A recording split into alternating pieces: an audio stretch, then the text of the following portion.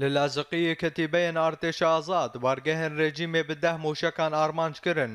هەروسا لە تاخە ئەلزیراعە فرقا ساحلیە ئارتێشە ئازاد چارگۆشەیە ئەولەکاری یاکو هێزن رێجیمێ و شەبیحەیەن وی تێدا بۆ موشەکێن گرا تۆباران کرن. دەهەمان دەمێدا هین چالەکڤانان ڕاگەیاندن کو تەقین دخالێن شەبیحەیەن رێجیمێدا لە باژێر چێبوون.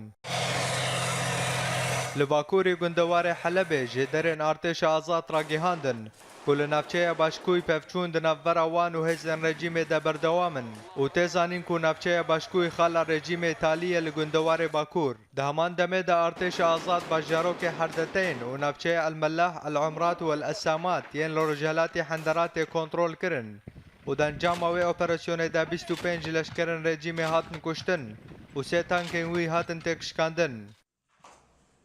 Hevdem li gundewarê Helebê û di komkojiya hêzên rejîmê û milîşeyên şîî de ya li bajarê Ritiyan. Hejmara sivîlên ku jiyana xwe ji dest dane gihane 48.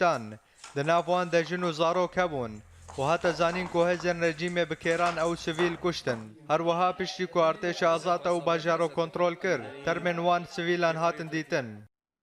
Serokê desteya parêzgeha Hemsayê ji bo alîkariya koçberên bajêr ji ber bahoza berf û baranê bang li komîteyê li hawerçûnê kir û got ku rewşa sivîlan li bajêr pir zehmet e ji ber kêmbûna madda mazotê. Li pirsdarên netewên yekbûyî ragîhandin ku ew ê lîstekê bi navê tewankarên şer belav bikin û nîşana wan ji vê yekê ew e ku hermeta mafê welatiyên Sûriyê biparêzin û dan zanîn ku li Cinêvê bi dehan ji navê tewankaran di 4 lîstên veşartî de hene.